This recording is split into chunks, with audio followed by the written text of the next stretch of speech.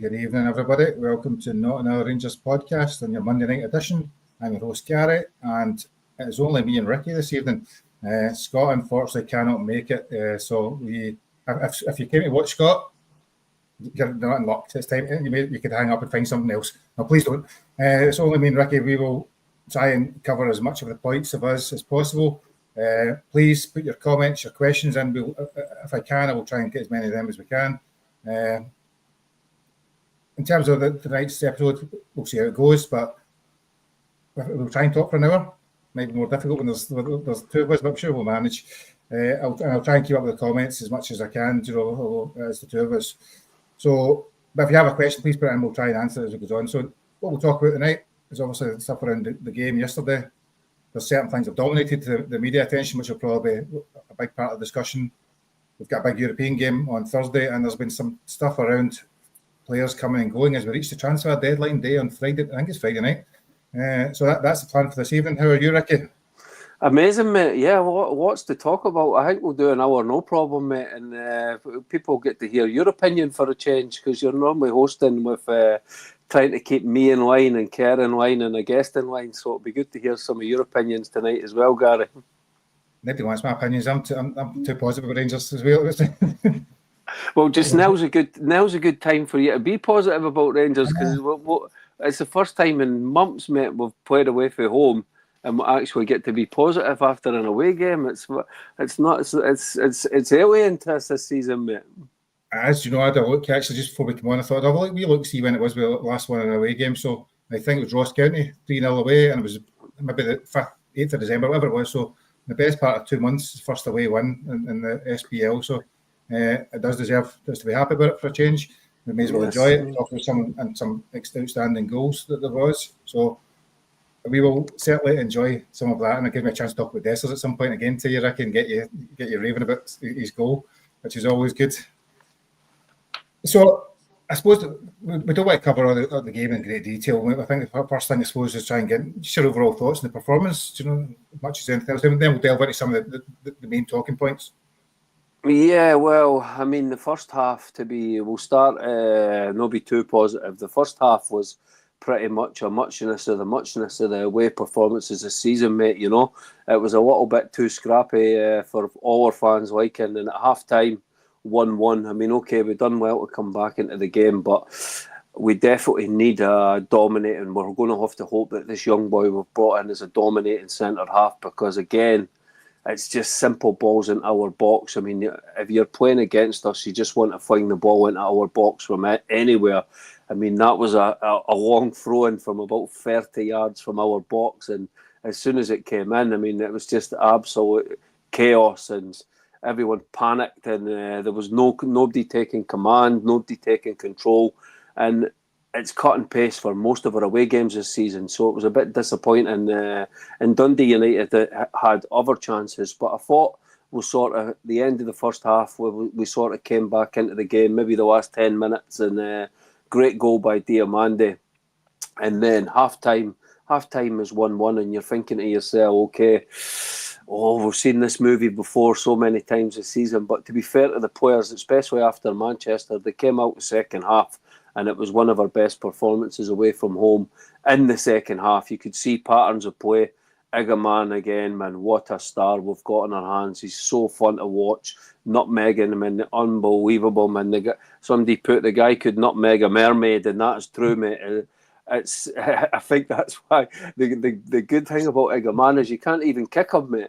The Dundee United players were all trying to kick him. Gallagher, I mean, I think Nick Walsh thought it was WWE in the first half, because Jim Goodwin had obviously told Dundee United it was free rein to kick Rangers players until you got a booking, and Jesus, did Nick Walsh help them. I mean, the amount of tackles, but they were trying to go in on Igaman and they couldn't get near him. So, no, good performance, mate. I mean, any win away from home is a good win, but I actually thought second half you could see the link up play started to click with Dessers, Igaman, and I liked Lovelace when he came on. I really liked him when he came on, and I thought all three of them. Bajrami was poor in the first half, but he was a bit better in the second half. So there's positives to take into the next away game. You were at the game, Gary, so what was your overall take in the game? Yeah, so should I tell the audience where I was at the game?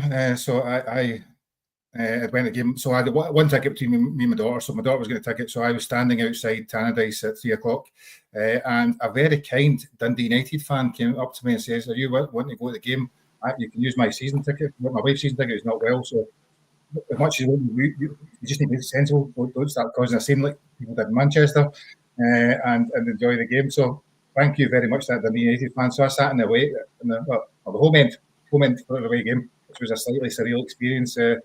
Having to look very chilled as Rangers scored goals. So it was an interesting time. Although my daughter, just as a side, she when Dessa scores that third goal, he runs right to where she's sitting. So she's got these pictures right there. It was fantastic.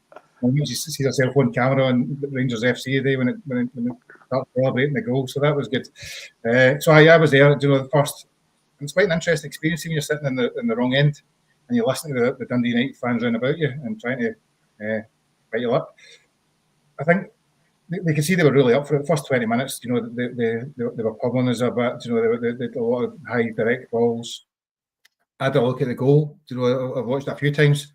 It's kind of hard to see who's at fault, if that makes any sense. It's a bad goal, but nobody's particularly at fault themselves. It's just the ball's bouncing about.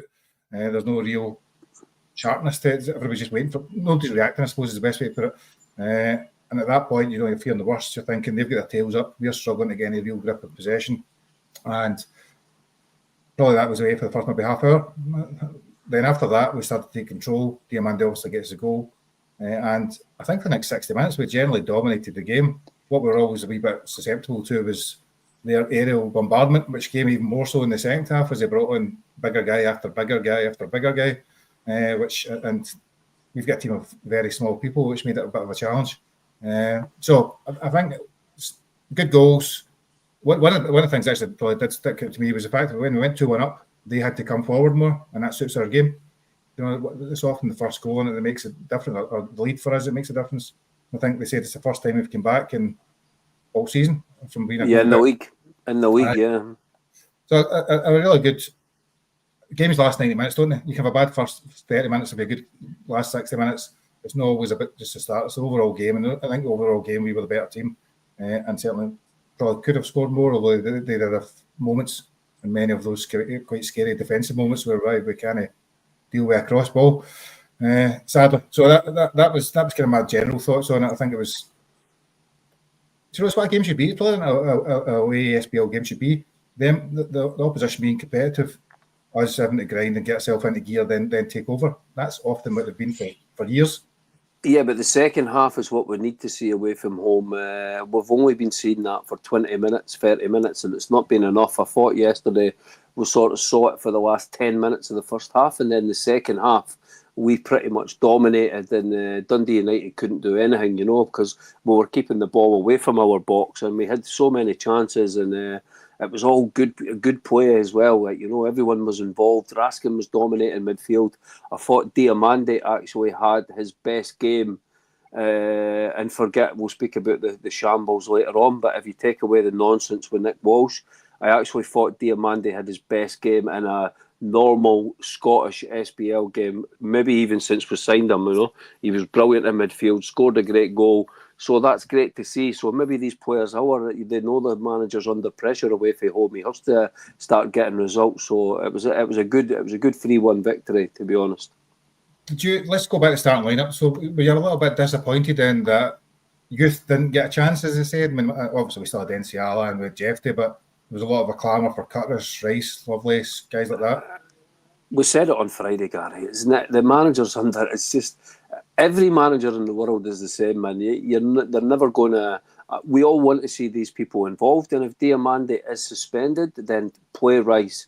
Rice has to play now. But if a manager's under pressure, he's always going to go for experience. It's been a tale as old as time, and we were all disappointed. It's easy to say Chuck Lovelace in. chuck Curtis in it with, and that's hopefully. I think we are going to see that going forward towards the end of the season. But to be honest, mate, for that game on Sunday, I wasn't surprised with the lineup. We pretty much spoke about it on Friday's pod, and everything we basically said came true. To be honest, he was always going to go with experience, and it proved to be the right decision because he won 3-1. Yeah, I've seen a comment there. Sometimes you need to give a bit of credit to the opposition. I actually thought Dundee United look a decent side. From what I've seen of them all season, what I've seen them yesterday, they're a decent team. They play to their certain style, not necessarily a style you'd always want to see if it was your own team. But that first half hour, they certainly did play some nice football. No, not nice football. Played some aggressive football, which was yielding positive results for them. But we made it. We make it easy. We need Suter back. I mean, I saw a stat today, and it's absolutely nails this to the masters. Since Suter's, we didn't lose any set piece goals, or the numbers were minimal when Suter was in the team. And as soon as Suter has been injured and out of the team, it's something like 5 or 6 set piece goals. Throw-ins into our box, all goals like that, like we've lost is since Suter has been injured. So he is our dominating centre half. Balogun's the same, but I mean, listen, we all love Big Balogun. He's been a great player for Rangers, but that ship has sailed now. We can't rely on defenders that are injured all the time. And I think if you take out like a player like Suter from the defence, that's why. We need a dominating set. Nsiawa I thought had a decent enough game again. I really like Nsiawa. I think he's a perfect example of what you do with a young player. You keep him in the team if he's playing well. He can't play in Europe, which is maybe helping him, so he's not getting overused. But we definitely need a dominate. I would like to see us actually bring in one before the end of the window. But I think there's going to be a lot of movement, and we'll obviously speak about that later. But that's something that we definitely miss, And no, I think that Suter is obviously. There's some goal stat, wasn't there? We looked at the away games at the start of the season. We weren't scoring, but we weren't conceding. Then we started scoring, but started conceding. There's definitely you lose your best defender, and he has been our best defender of the season. It does impact on you. But I do think Cropper, and we'll come to him about his goal later on, but I think Cropper seems like he's settling in. I've seen a lot of comments from people as well say that he's starting to look a bit more assured. He's never going to be the greatest in the air. He heads the ball up in the air. He's not the strongest in the air, but he looks as though he's getting to grips with some of the more physical nature of it all. Yeah, no, I mean, he couldn't get any worse. Remember him at the start of the season when he was playing in Scottish football, man. Any time a typical Scottish centre forward was ruffling him up and kicking the ball in the air, he was in pure panic mode, It was amazing, man. It was amazing watching him trying to defend, but he seems to have settled right down, and he's starting to get a grip of the Scottish game. To be honest, though, I don't know if I do like Proper, and he's been okay, but I think if he wanted to go back to Holland, then we could make a bit of money on him. And then I sort of think that if you're going for 4 centre halves next season, I would like to see Suter, Nsiawa, and 2 different types of defenders. I don't know if Proper suits if you have they 2 and another 2. I don't know. I mean, I wouldn't be against Proper being one of the 4, but I would probably better if we can move him on and have more of a defender that's suited to the way that the teams play in Scotland, because the Scottish League's never going to change, mate. It's always going to be exactly the same, And you don't want a centre half that opposition is always targeting, and they're always, and he gets injured a lot as well, man. I mean, even at the weekend, like he never got injured before he came to Scotland, and every game he plays for us, man, he's on the deck, and you're like, oh no, he was away to get substituted, and then this time he managed to play through the pain, He done that. What was the game? Was it last week as well against Fraserburgh? I can't remember, but he was down injured. Same. He was off, then he was back up. I suppose we get to 30 odd minutes, 1-0 down. It's not been a great performance, but we have started to take control of the game. Lots of possession. I think I said in the chat at one thing, lots of possession, but just going side to side and really able to break them down. Then Diamande scores. Now I'm right behind that, and the Dundee United fans. And look, as soon as he had it, it was all the way in. But then I seen all you in the chat saying poor goalkeeping.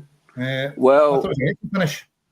To be fair to the goalkeeper, it looked like, what is he doing? Because it didn't look like it was right in the corner, right? But when you actually see it a few times, I think the defenders are in front of him, and he dives late. He sees it very late, and by the time he dives, like, it's in the corner. But don't take anything away from Diamande.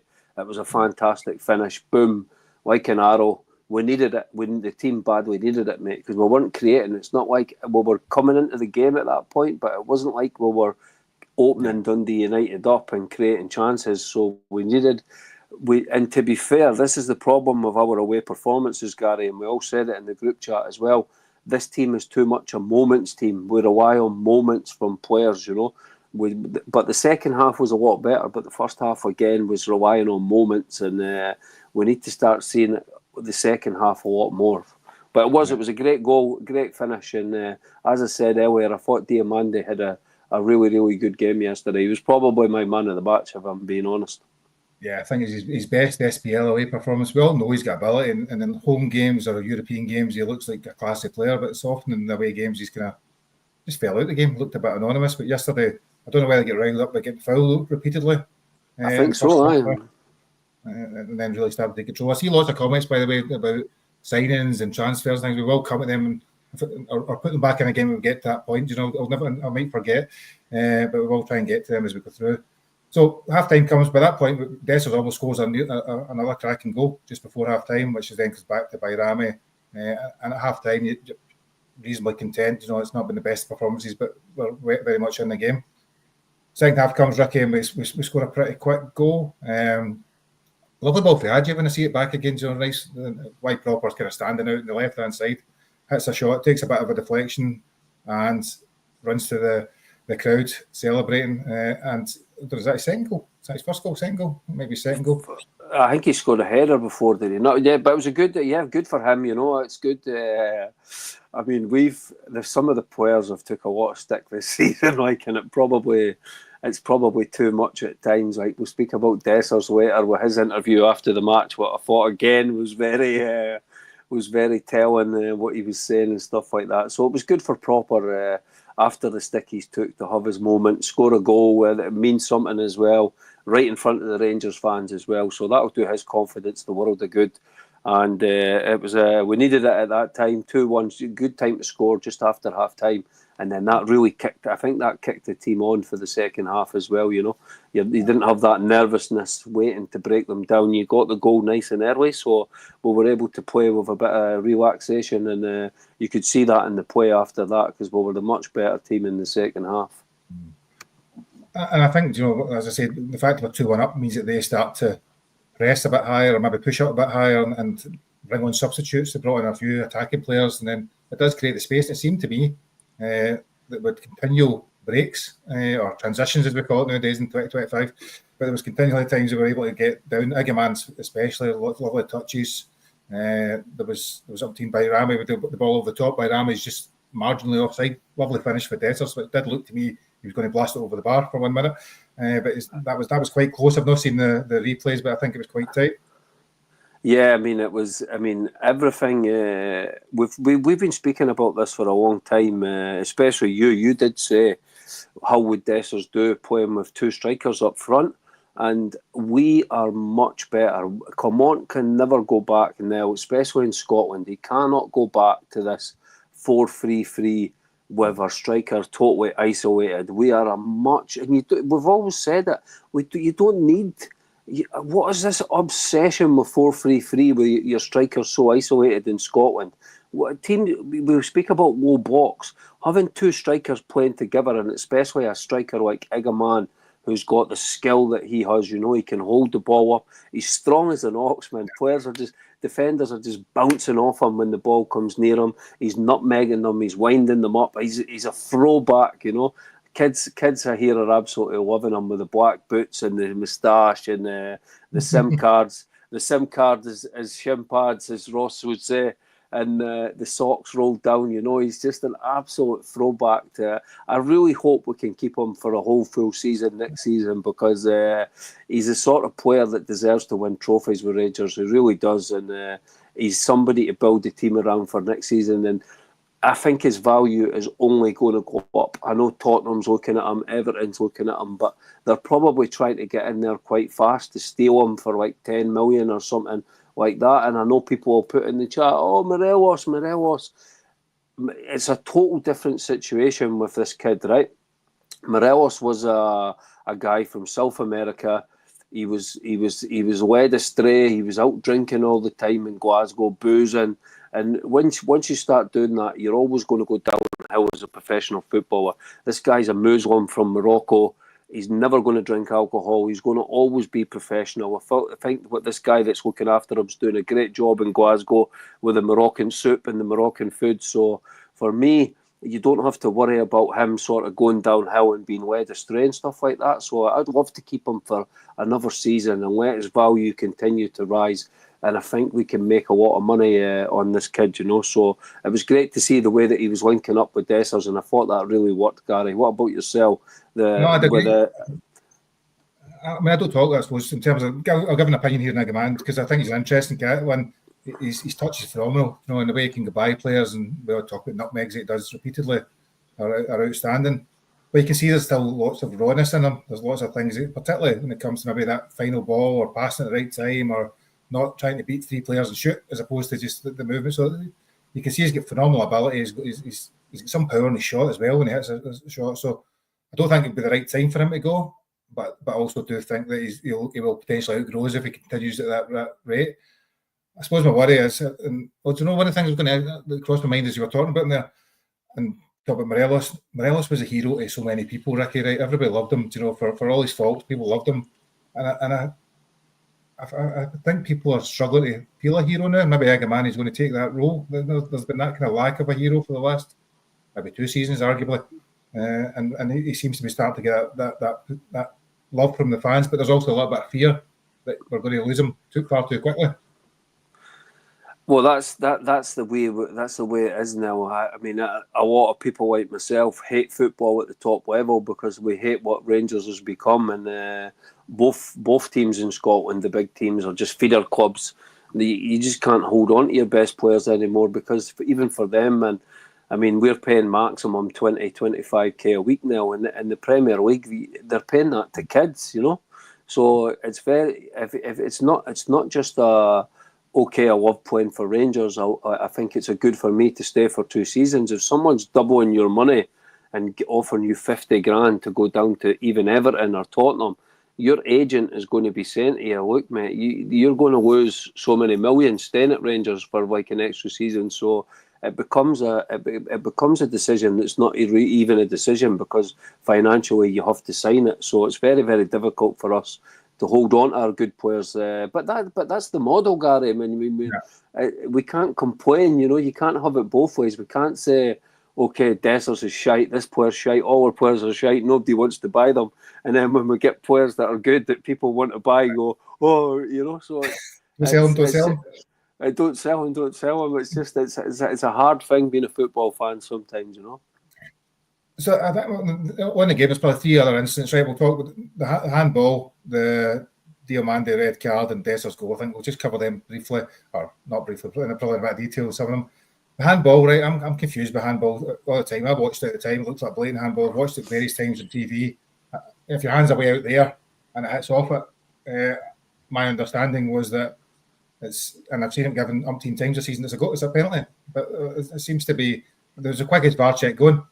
Mate, what are you confused about? Willie Collum is the head of referees. The new rule is Rangers don't get penalties. So you can basketball, you can play basketball, you can run and punch it, you can do whatever you want, but it will never be penalty to Rangers. So, no, being serious for a minute, I mean, it was one of the ones, I don't know what they said on Sky today. Did they have a look at it on Sky today with a ref watch? I'm not sure, I don't think it was covered. I think it was one of the ones that didn't really matter because they moved on so quickly. Okay, so I mean, I think it's one of the ones. He does touch it quite a lot with his hand, but it's a 50-50 because it is very difficult. He didn't mean it, but he did quite. It was like basketball. He did bounce the ball with his hand, so you could see it given, you could see it not given. To be honest, But I mean, it's getting a joke now. The only team in Scotland to not have had a penalty, and it's absolutely ridiculous. So move on to the red card, man. Jesus. I thought it was a blatant penalty, right? And I was shocked when I watched some of the highlights later on to say it wasn't. I watched Willie Collum, his outstanding VAR show that's getting huge ratings. a couple of days before, and they said intent didn't matter. The ball strikes your hand, and then it's unnatural, and all the stuff that goes with it. It's a penalty. So the fact that it was moved on. So just one more point on that, and we'll speak about it with the Diamande thing as well. Is the reason that we get so upset as football supporters is week to week you see the same incident and a different outcome, and that's the most frustrating thing about all these situations. The refs. If it was like once in a while, and it was like, okay, that's a bit, you can see how he gave that. But every decision, you see the exact same thing the week before, and they give completely the opposite decision. So as fans, you're left thinking, gee, I think Colum has changed nothing. I think the refs are even worse this season than they were last season. So he's getting paid a lot of money. So it's his job to sort these refs out, you know. No, I don't think it says the show's good. I don't think it's changed anything. I think the show's good to listening and telling you they made a mistake. That doesn't help anything. It doesn't. Don't make these mistakes. He should be praising his refs. He should be going on saying, "Oh, I've not really got much to speak about the refs. I've had a great couple of weeks, and I'm going to come on and I'm going to praise them. I'm going to praise them for the good." But that's not happening. It's just constant against Rangers. I think he's getting a kick out of going on and speaking about Rangers now, mate, you know? It's getting viewers. Somebody's maybe it's getting away from there. So Desser's goal then, right? So Desser's now scored 6 and 4, I think. Fantastic strike. Just the strike alone was brilliant. You know, turns, hits it without thinking. Lovely ball for Lovelace as well. And the game is done in that sense. And he has a purple patch of form at the moment, as he does. Purple, mate.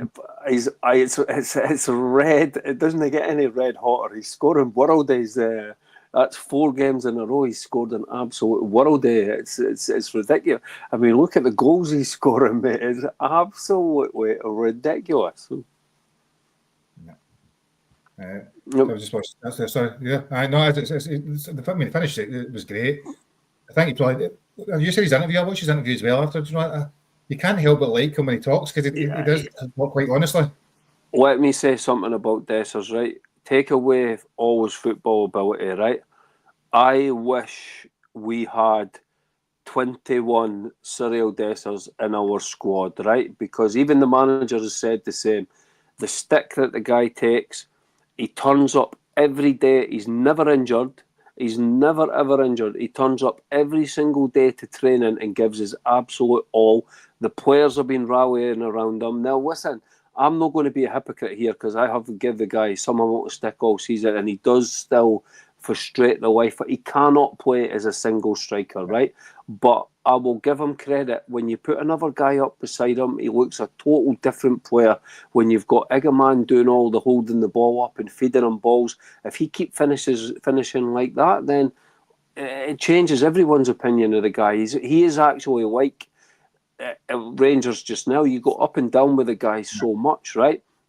But I did think after the cup final when he got booed, I thought that was a little bit out of order, but I could understand it. But the next game when he came on, I think it was against Aberdeen when the fans were booing him. So I know it wasn't a lot of fans that were booing him, but that was bang out of order. Like that was a bit too much, you know. And again, he's absolutely he's thrown it in every single supporter's face. I mean, you look at the difference between his attitude and say Rabbi Matondo's attitude, you know. And look at the money we've been paying this guy for 3 years. He comes on and looks, he's always injured, comes on, looks total disinterested. Dessers gives us all every single day. And as a character, you've got to admire that and say, look, even if he moves on and he's not good enough, you've got to say, okay, it's not worked out, but fair play. He was definitely a good lad. Now the question is, and I'll ask you, Gary, because if we get a good offer, say that if bids come in for 4 million before the window, I'm still taking it. What about you? Would you take it or would you sell him?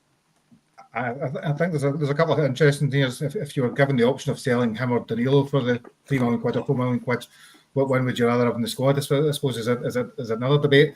I think Dessers has had a hard time, you know, and he's never really going to ingratiate himself with the full support enough. So if you get £2.5 million, £3 million for a 30-year-old that's done a job for us, I would probably still take it. I think Clement said you need to get somebody in, but that could replace him of same quality. Do you think we could do that before Friday? Probably not. So I don't think. I don't think we will. I think if Dessers leaves, it'll be at the last minute, and I don't think we'll replace him in this way. I honestly think that it looks like we're just going to sell players in this window and just get the money, and then go again in the summer. It looks like that's the way we're going to go, because obviously we've still got Diamande to talk about, and then we'll move on to transfers. That is interesting. I'm looking at the comments. There's certainly a wee bit of a shift towards Dessers and people there. And it is, he's in good form, and he's talking well, and people maybe see it as you say, a part of a two.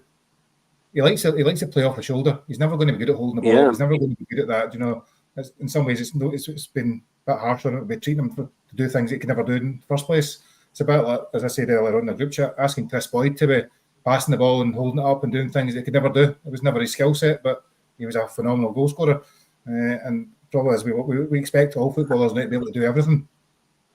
He's still going to miss chances, that's just his nature, man. That's just the way he is as a striker. You put the ball through him from an impossible angle, and he'll smash it in the top corner. You put him right in front of the goalkeeper. I mean, someone put a brilliant thing on Twitter yesterday, and it was his miss against Fraserburgh, and then his goal against Manchester United, and it was like a question was like, "This is the same guy. How can this be the same guy?" Because it's just unbelievable. But anyway, mate, I mean, the no show the match against, what was the one? Was it Nice that came in with the one he hits it by the post in the last minute? It came out of the game. It could have been that one. I thought it was the Fraserburgh one. No, not the one. It was just the one he hits by the post. It was easier to score. Let's go Diamande, right? Let's talk Diamande, Ricky. I mean, it's probably all that could ever be said about this incident has already been said over the last 24 hours. Yep. The alleged slap, which then drew an immediate red card from Nick Walsh. VAR then asked him to go over and look at it. He's over there for an eternity, it seems like, and then comes back and still goes with the same decision. One thing I would say before MD comes in and we talk about referees are biased and all the other stuff goes with it. I have watched English Premiership games. There's some shocking decisions over there at the weekend as well. I just think sometimes he makes really bad decisions. I don't think there's any necessarily corruption or bent or cheating and stuff. I think there's maybe predisposed to give things against Rangers they wouldn't give against other teams just because of previous history. But I don't think there's necessarily fully cheating against us. That's my disclaimer at start thing. However, it was a horrendously bad decision. It was, mate. I mean, and there was one a couple of weeks ago when Dundee United played Celtic where Luke McCullen for the player that signed for Dundee, exactly the same situation. He used 3 times the force Diamande did, slapped the player, and Chris Sutton was like, "Oh, just handbags, not even a booking." Don't even speak about that fool, by the way, because he just wants attention, so let's not give him attention. But on the incident itself, I think what fans are annoyed about is the fact that he went to VAR and he had a look at it. They didn't give him the right angles anyway, but the angles they did give him, he still should have manned up and went, "Okay, I've made a mistake there." Give him a yellow card, fair enough, yellow card. I don't even think it was a yellow card, but yellow card and yellow card the defender as well, who was the one that was showing all the aggression. It was an absolute shocking decision. Now what's going to be interesting is to see, I think the appeal is tomorrow. We've put in the appeal. It's going to be fast track, so we will see what happens tomorrow. But I actually want to see Rice, so I'm like, okay, suspend him next week because I want to see Rice in midfield. We're asking, so give him a few games so we can see Rice. But no, we'll see what happens tomorrow. But it'll be very. And Paul's put in the chat that it was Walsh that was on VAR that day. Right. And at Celtic Park, and he didn't do anything when it was even worse than the one that he saw yesterday, which is like, it's like, come on, guys, it was a shocking decision, absolutely. And the thing is, Gary, I know it shouldn't matter, but we're in injury time at the end of the game. The game's done. The game's done, mate. It's 3-1. It's not going to affect the outcome of the match. What in what world are you sending a player off? A player that's been kicked all over the park for the full match, being absolutely brutalised by Dundee United's defenders. I bet you any money Dale woke up today and he was sore all over his body because they were elbowing him, they were kicking him, they were like really bad tackles on him, and it was a really, really horrendous decision by Nick Walsh. So it'll be interesting to see what the SFA do. Did they back down and and scrap it, or do they go all in, chips all in for Nick Walsh? We will see, because he's one of their better referees as well. So he's one of their golden boys. So they don't want to be seen. It'll be interesting 24 hours, that's for sure. I think I've left that comment up from Curry, which is quite relevant. I think I mean, obviously, I don't think it was cheating, as I said. I think, but to go at the screen and still keep your decision when you've seen that, as Paul said earlier on, that the angles weren't great. They always go to one angle where you can't actually physically properly see it, which doesn't help. It's ego as well. It's ego. You see it.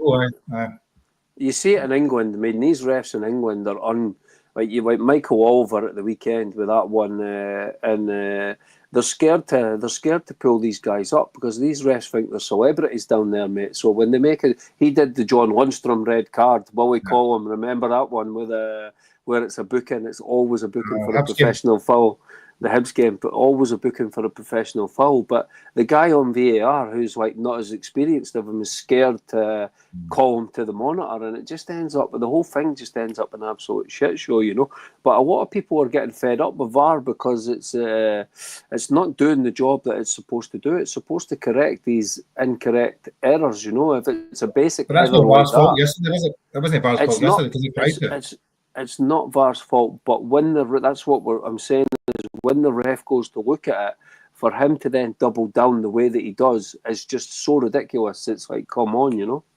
It's one of the ones we'll be waiting for the audio on that show next month to see what it is that he said that he still thinks he's seen. You know, that'll be of interest. It was. I don't know if you watched. I've seen some of the highlights of Sky Sports. I mean, you've got Sutton's obviously at the wind up as he does, and Chris Boyd said that if somebody slaps you, you deck him. I think that was the one. But the funny one was Dylan. Was it Dylan, the old Dundee United player? They clearly thought it was a red card. It wasn't a red card, but didn't know what else to say other than defend Dundee United. I mean, these people are no media trained, man. You know, they'll just get them on or Sky, or we're playing. The coverage of Sky is Scottish football is as bad as it gets, man. You know, the only thing I like about Sky's coverage is they always put the pundits outside. So hopefully one day Chris Sutton will freeze to death, you know. Because I like watching them freezing cold outside, because they deserve that. But it's the quality of pundit that we get on, you know, it doesn't add to the experience. Let's put it that way. And there's lots of comments that are funny there that I wouldn't necessarily put up on the screen, but we do see them. Some of them are quite amusing there, and as many Walshes as you can think of when I've seen it. Yeah, every single Walsh that anybody's ever known. Alan was asking in the chat. Alan was asking if it's free games. I think it is violent conduct. I'm sure is free games.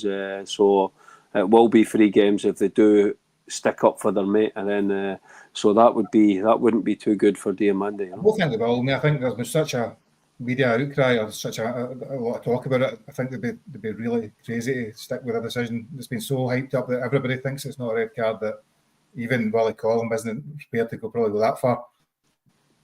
Right. So, transfers, Ricky. Let's move on to that. Yes, fun. So we lost a valued member of our squad today. Who moved to Birmingham. So Kieran Dowell went on loan to Birmingham for the rest of the season. I never really worked for him at Rangers in any way. I don't even know how many games he played. Started probably lucky with double figures. He never played in a position that really worked. He never looked as though he knew what he was there to do, and he's been obviously a bit of a fail sign. So positive to see him move on. Yes, he came with a lot of hype. I remember when he came into the from Norwich, and the Norwich fans were all saying, "Oh, he's better than Cantwell. He's a really good player and stuff like that." But again, Gary, they always said the caveat: he's always injured. And again, he came up, he got injured, and he was injured for most of the first couple of seasons. And then when he came back, to be fair, he never really got a proper run in the team. I always think it's hard for these guys, and I'm not defending him because it's the right decision to move him on, but I always think it's quite difficult for a player, and we've seen it even like Amad Diallo when he was at us on loan and stuff like that. We bring these guys up, but we don't actually give them like 4 or 5 games in the team in their best position to see what they can do. It's a bit unfair on them. They're always coming off the bench and they're doing this. And okay, don't get me wrong, they come off the bench and they show absolutely nothing. So I'm not saying it's like, okay, they deserve this, they deserve these games, but they never really, there's just some, exactly, Dowell didn't really suit our team. So I wish the guy, he seemed like a decent enough guy, wish him all the best. Birmingham, stop stealing all our players, give us some money, man. We better... They've had Davis on loan for ages now. He's a star defender. Now they're taking Dowell on loan, so hopefully we can get some money in for both these players at the end of the season. You know, Scott Wright did well before he got injured down there.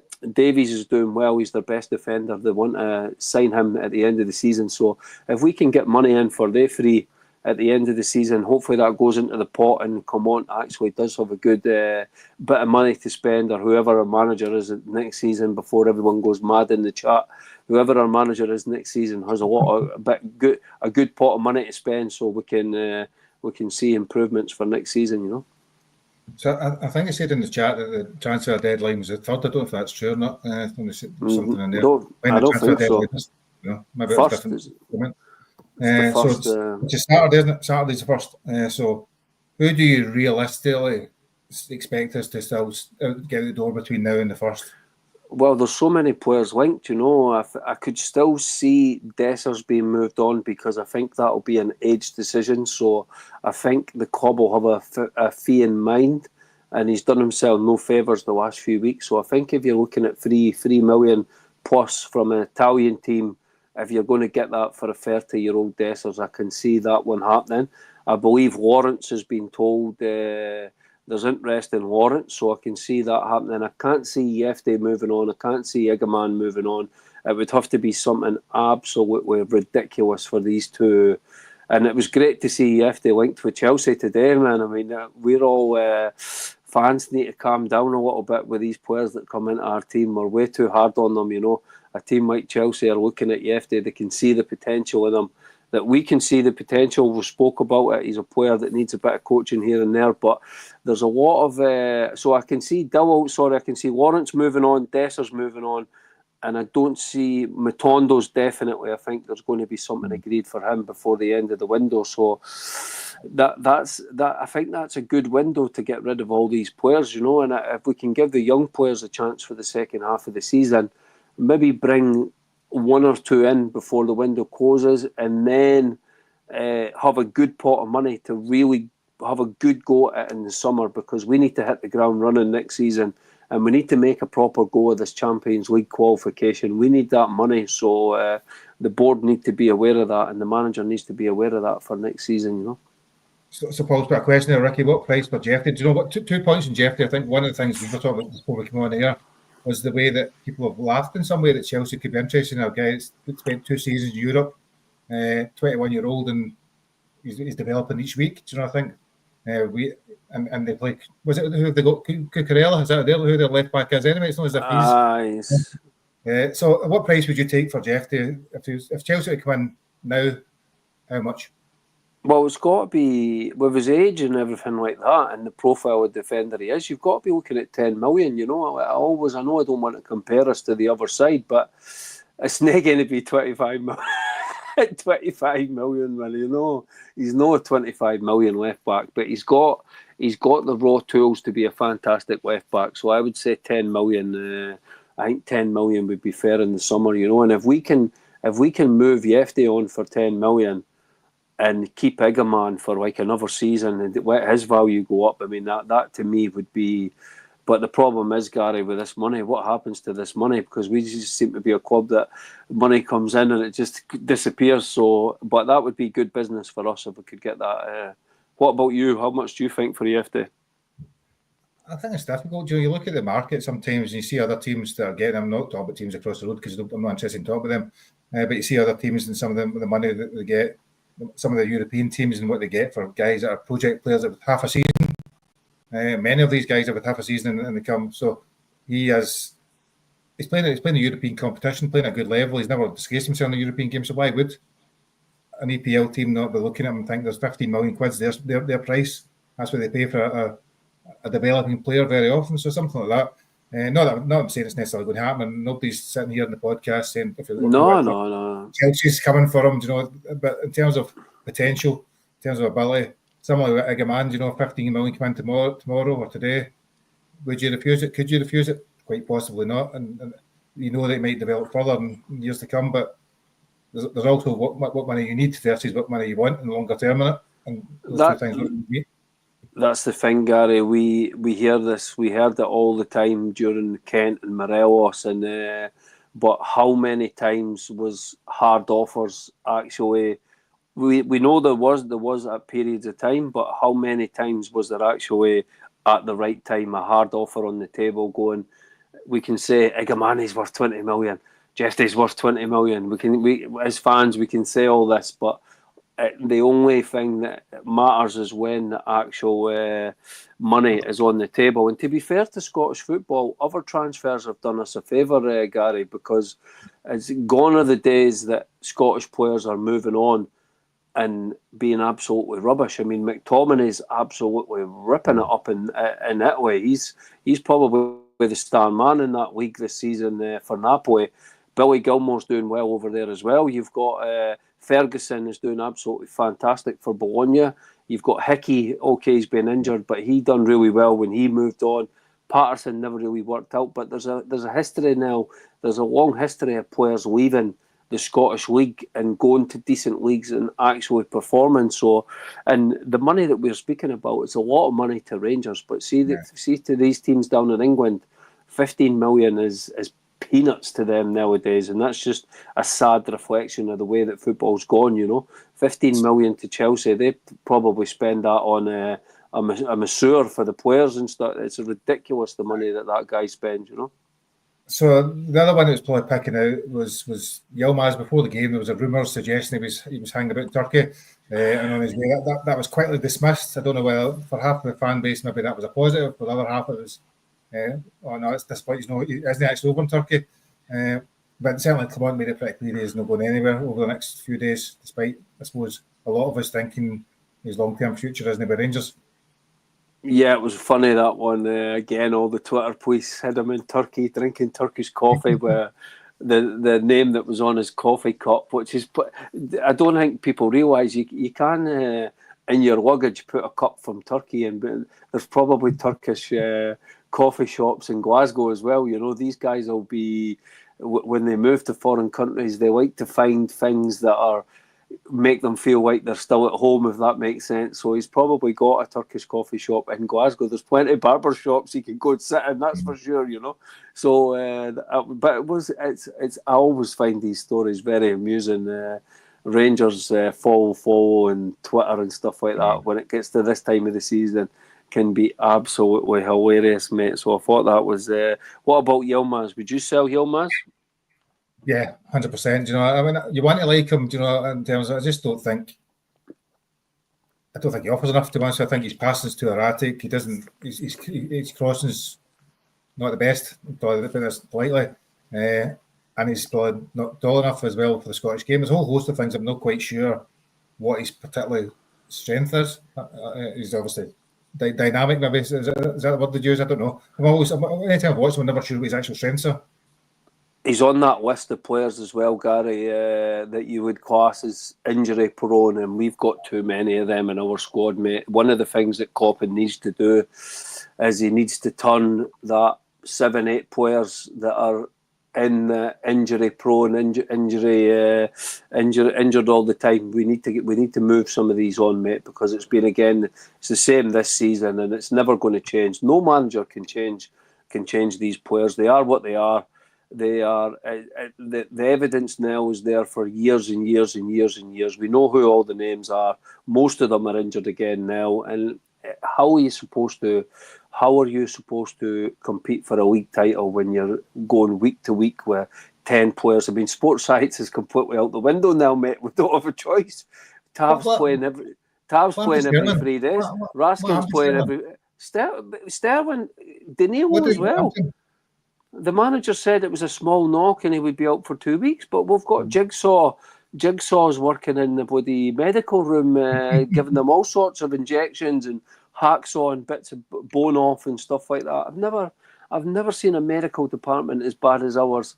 The only team that's got a medical department worse than ours is Tottenham Hotspurs, man, but that's another story. But our medical department is absolutely shocking, man. Shocking. So we've got a pod on Friday now that the transfer window is actually on the Saturday. We can probably talk a wee bit more about potential incomings and all that sort of stuff then, and take for there. We have got a big European game coming up on Thursday night, and I was looking today, Ricky, right, 4 of the teams that were in our group in the top 8, which maybe shows the quality of opposition we were up against. We've got the game against Union on Thursday. It's been a decent campaign so far, I suppose it's fair to say. Brilliant campaign. This is the thing that probably people that are sort of with Clement, that's how I think when there's a lot of noise when he drops points and everyone wants him sacked, and then when you sort of take a step back, you look at how he's performed in Europe and how we've performed at home, and you start thinking to yourself, if you can just turn that forum away from home around, then do we have a proper Rangers manager here? And in Europe this season, we've been fantastic. We've had some great nights. Started with Malmo away from home. That was a great night for the Bears. Fans were in full voice that night. Nice, another absolute brilliant away performance. Olympiacos, we got a draw that night. I liked their striker. We should sign him. He was really good. I know he's a bit old, but last season in the Europa League, amazing, man. Yeah, top scorer. He looked really good. And then we played Man United, and we were 3 minutes away from getting a result there. So you cannot knock. And at home as well, we started getting results. It was only the Lyon game. It's going to be a tough game on Thursday night, but hopefully the crowd get behind the players. God knows who's going to be playing, mate. Well, we're speaking about it today. We've not got any players left, man. We're defence is. We're speaking about Tav playing centre back. It's absolutely wild, mate. Gary's put a thing up that says still not changed my mind about Clement. Do you think, I have noticed though, there has been I don't know whether it's apathy, I don't know whether it's just resignation, but there's certainly been a bit of a change from a month ago. The pitchforks were out. It seems to have died in a little bit. Yeah, the result winning is going to do that, but I sort of agree with Curry as well. I mean, nobody's getting ahead of ourselves. One result away from home at Dundee United doesn't change the fact that our forum is still mid-table in the SPL. It's been a disaster away from home this season. But if Clement can string the same form away from home as he's had at home this season until the end of the season, then we can moan and grumble about it as much as they want. The board is not going to sack him if he can turn that around. They've already said that. So there's no point in...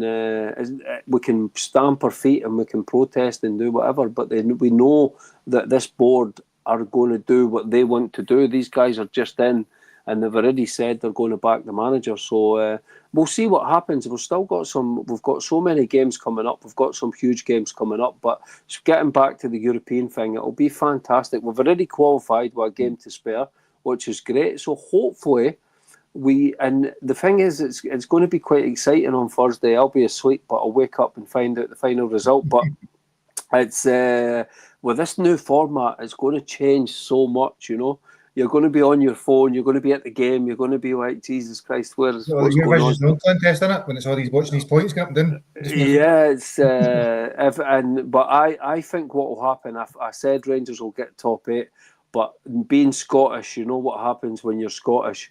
We'll be in the top 8 until like the 94th minute, and somebody will score a goal that'll make us the 9th team. Like there's something stupid like that will happen for sure, but we'll see. We'll just need to win the match. If we win the match, and then if we win the match, then we'll see what happens, mate. Well, we should be at the top of either the 24, or we'll be right at the top of in the top 8. Would be a great achievement for the squad, Nobody really knows what being that 9th to 16th means yet. Other than the home game, the second leg in it, nobody really knows who you'll face, because there's some good teams down there. Yes. As well. It's quite bizarre. So some of the questions, I've seen a question there. Who will play centre half? Well, it looks like it's It looks like I hope Balogun's fit, but I don't know if he looks like he's got a bad one. So it's probably going to have to be proper. And me personally, I would keep Tav at right back because I think Yilmaz at right back is a disaster. So you ever have a choice with Leon King, you ever play Leon King at right back, or you bring him in beside Proper at centre back and hope that he has a good game. But it probably is going to be Proper and Tav, to be honest. That's probably what it's going to be with Ridvan at right back again, and that's just Ridvan's a hard watch at right back. And it's nothing against him. He's not a right back. He's a left back, for God's sake. It's very difficult for him to play that decision. He keeps giving the ball away, and it affects the crowd. You know, if we want the tempo to be high, so the crowd get behind the team, because I'd imagine that the atmosphere will be so before the game, but if the team starts well and gets a goal, then the atmosphere will be electric and it'll go. But if we start the game and Ridvan's kicking it out the park or he's giving it away and we're letting them come on us, it's going to affect the whole night, you know. So for me, I don't want to see. That's Paul's asking any news on Sterling. He's disappeared again, mate. He's made of glass, you know. No, I mean, he doesn't even talk about him. He talks about Casemiro, but he doesn't mention Sterling. I don't know where he is. Exactly. Nobody knows. Proper and Tav, I mean, as you say, probably Proper and Tav, there's nobody else. I mean, Tav's played, maybe 90 minutes probably in centre half of his whole career I can think of. You know, but it's he did have a decent game against Man United, but it's not ideal in any stretch of the imagination. You might wheel Balogun out for half an hour before he gets injured again, even if need be. But you've got a defence. Obviously, Butland is still going to be in goals. Moving to midfield, we're struggling a little bit. If Tierney's most likely out, what would you do for that midfield to front three? I would go in midfield. It's easy for me. I would go Raskin, Diamande, and Barami in the 10. And then up front, I would go Lovelace on the left. I would go Dessers number 9. And I would go Eggman. Eggman on the left. Eggman on the left. Dessers number 9, and Lovelace on the right. I think Lovelace he deserves an opportunity. He was good when he came on. He's got pace. He's got power. I really like that team, and I think we can get a good positive result with that team. I don't want to see McCausland on the left or anything silly like that. I don't want to see. I know we're speaking about. I think Eggman's fine on the left. Dessers, but play like 4-4-2. So we're saying on the left, but it's actually going to be more the same way as we're playing Scotland. Don't go back to 4-3-3. Start in that positions, but then when the game kicks off, get Eggman right beside Dessers, helping him do the Kenny Miller role for Chris Boyd like he used to do. Do that for Dessers, and hopefully the three can link together quite well. You know, a lot of interchange in between the front three. There's various comments. Like MDL, so that's listening to us tonight, we don't know who's going to be fit either. I think it's come on to say they hadn't done the scans, so Tierney might be fit, Balogun might be fit. You know, it seems like that Suter we think is probably still out for a while. It seems unlikely that there's going to be looking the way they went off last Thursday. I don't see them being back anytime soon. Do you? Nah, Tierney's looked quite bad. It was his groin. I think it was his groin at the time, so he's going to be missing for a few weeks. So it's I don't see Tierney being back, to be honest. Balogun, you never know. Balogun seems to appear patched up, like you said, for 20 minutes. But I mean, we don't have a choice. This is this time of the season. I mean, no winter break this year. It's been quite brutal for the players. It's just madness what we're asking these players to do nowadays. Like, this is why football has completely changed. People think it's just the starting 11. You need a squad of 25 proper first team hardened players now, because especially with injuries, it's really, really tough on these players. I mean, sports science, as I said earlier, completely out the window. These guys have to play every 3 days, and our shite bags in our squad, and I'm going to call them out, the Matondos and that, like, they really, really let their teammates down because they're never available, and it has a massive effect on the guys that need to play all the time. Like, it's tough on them, but hopefully we can get a good result, and then we've got Ross County next week at home, so a good week, 2 good victories, and continue this good form. You know, you don't want we've qualified. You don't want the last game Peter out and just, okay, we've qualified, but we end up qualifying. The team deserves to qualify very high, either in the top 8 or just outside the top 8. That's what this team deserves for their performances in Europe this season. But at the end of the day, it's football. You have to go and grab that. It's not just going to get given to you. So you need to perform. And I think they will. I think the crowd is going to be a good crowd. Hopefully it's a sellout. Good crowd for the last game. We've got a lot to play for. Get behind the team and let's make it a memorable night at Ibrox again in Europe. Definitely. And just to say, I've left up CGM 55, so I don't need to say my team. That was actually a team I put in a group chat earlier on. So rather than Lovelace, I've got Rice and moving Diamandi up a little bit. And so I think it will be something like along both the lines. There's maybe only one or two positions that we don't have a lot of a change on. I didn't have King in that one. I probably Yilmaz instead of King in terms of that, just because I think we'll go with it. So looking at, I suppose one of the things, but just as we conclude, Union, yes, you're a good side. I think they're unbeaten in some like 17 games. They've got a really good record currently.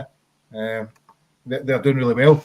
And there's a little bit, I suppose, we've faced the big guns like Tottenham and Man U and all stuff. It feels like a little bit of come down. We're expecting something this to be a lot less challenging, which probably isn't going to be the case. They're a good team, doing well. They did the quarterfinals of the Europa League last season, and they've got a guy on fire scoring goals. I've seen something there. Yeah, we've played them before and beat them quite well, so hopefully it's the same. We always seem to do quite well against these sort of teams. So Ibrox being full, I mean, with us it's always the same. Kers and Turkey's getting new teeth. It's always the same with these teams, Gary. When they come to Ibrox, if the fans are behind Rangers, there's nothing like it, man. When Ibrox is purring and bouncing and it's loud and the players are like, Jesus, what's going on here, man? The bit of Derry's Walls on the go, then you can't beat it, man. Get Ibrox it. There's nothing better. So hopefully we see that on Thursday night and a good victory. As I said, we deserve it, mate. We deserve to finish in that top 8. It would be great to have if I'm come on, I'm saying to the players, guys, if you win on Thursday night, you've got 2 free midweeks. You get some rest. You get days off. I'll give you 3 days off. I'll give you 3 days off that week, and I'll give you 3 days off that second week if you beat this team on Thursday. And believe me, if you listen to podcasts like I do, all footballers care about is days off and money. So if you give them that, then you'll see a performance. I'll tell you that. I think Alan's put up there was at USG. I think that was at the game. The USG beat us 2-0 over there. They came back and the crowd was rocking that night. Actually, we beat them 3-0, and then they did look frightened. Actually, if I remember rightly, it was that game that they really struggled to have that atmosphere.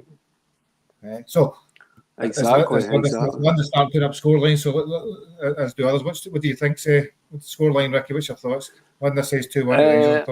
I'll go almost the same as Linda. I'll go 3-1. I'm going to go 3-1, and a good night for Rangers. What about yourself? I think I'll probably be a bit similar. I do think we will probably concede just because of the fact our defence is haphazard and made up of people shunted out in different positions in it. So there's a fair chance we will struggle to not concede. But we will score goals. I think we will score a couple of goals. I probably will go 3 as well. 3-1 seems a reasonable scoreline. I think that's quite fair. I think it should be a good game. If the crowd gets behind the team, and hopefully there's a big crowd there, we should be the best. Our European record's good. At home we are a match friendly. And I would be surprised if we get a good win behind us. We can win it quite convincingly. It's a good match as well, mate. It's a good match to end. Like if you were picking games to end, I know this team's done well and stuff like that, but it's a good match to end at Ibrox. It's going to be a good fair battle. So 3-1 and finish the European campaign. Put that on the back burner for a few weeks would be nice, And as you say, we've then got Ross County at home. I think we've got Queen's Park at home after that as well. So there's a couple of decent games to maybe rotate, bring in some other players, move about a wee bit and rest the legs and maybe bring some of these potential guys back from injury. Diamandi's about to get 3 weeks off. So, excuse me. So we'll see what happens with the rest of them. Yeah, no, definitely. So we'll come to the end. I don't know if Ricky, but there's probably millions more we could cover. I seem to think people talk about Hadji and Lovelace and Rice, Cutlass, potentially new contracts. some of the other, we've not many Yeah, links. we can speak about that on Friday, but 100% get Curtis signed up, get Rice signed up, get Loveway signed up. These are the guys of the future, and we're going to see them a lot before the end of the season, so it's going to be exciting, you know. This is, and every fan will tell you the same, fans are a lot more excited when we see these guys coming on than they are Dowell, Lawrence. Yeah. Oh, you know, we want to see our young players. And Lovelace came on straight away, had an assist against Dundee United on Sunday. That's all you can ask for when these guys came on. What's the guy called? NCO got on. Which NCO something. Yeah, he got on for 5 minutes at the end of the match. So it's good. It's good to see these guys getting opportunities. So, came in the show for the night. We did last an hour. So, thanks for everybody for tuning in. Scott will hopefully be back on Friday. I'm sure he will be. And again, hopefully a positive result against USG. Thanks, Ricky. It's good to see you as always. And thanks everybody for watching. Please. Thank you, Gary. Always a pleasure. Like, share, and subscribe. Please follow. It helps the pod out. You know, we'll see you. Thanks for watching. Thanks for tuning in. Thanks for lots of comments to the side. We tried to get as many as we could. There's been flowing in. So, we will see you on Friday night. Take care. Bye now.